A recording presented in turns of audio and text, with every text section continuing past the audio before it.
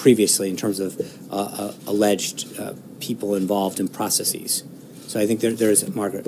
Sean, you mentioned that Jared Kushner has a team working with him. Can you help us understand exactly what's in the portfolio and who's on the team, and I have a follow to that? Yeah, I mean, he's announced the Office of American Innovation the other day. We named a bunch of those folks that have been part of that team, and as he looks at various aspects of government, he works with different people in the White House that oversee different parts of that portfolio, whether it's part of the team that's doing the Middle East was one thing. So you've got Jason Greenblatt, who's been traveling to the Middle East and other places to do that. There's people like Reed Cordish and Chris Liddell that are part of the team that are talking about the Office of American Innovation that he has discussed last week with respect to opioid use and others. I mean, so there is a team, depending on the subject, that is working with him, and he is providing oversight and direction. So he's overseeing teams handling all these different issues, whether it's Mexico, Canada, Israel, Palestine, Iraq, Saudi. Well, again, remember, on Iraq,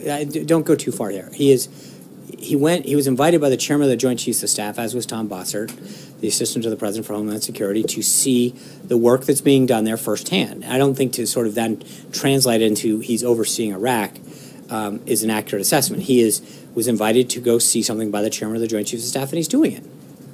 But my follow on that is, I appreciate how he's in such a unique position and so trusted by the president.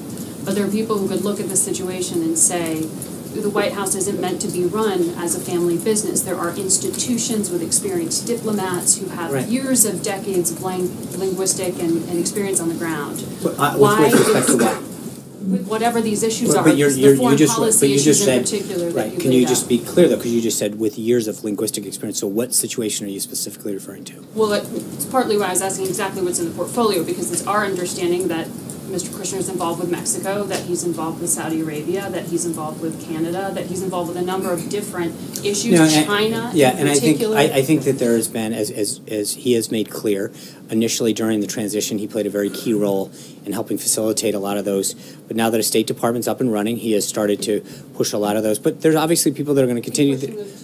Absolutely, but there's a lot of relationships that Jared's made over time with different leaders, Mexico being one of them you mentioned, that are going to continue to have conversations with him and help facilitate. That doesn't mean by any means that it's being done without coordination with the State Department. Quite in fact, the opposite.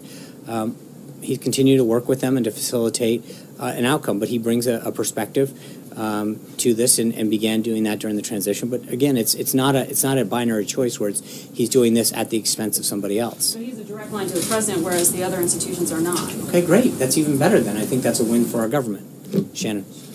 On healthcare, has the president been reaching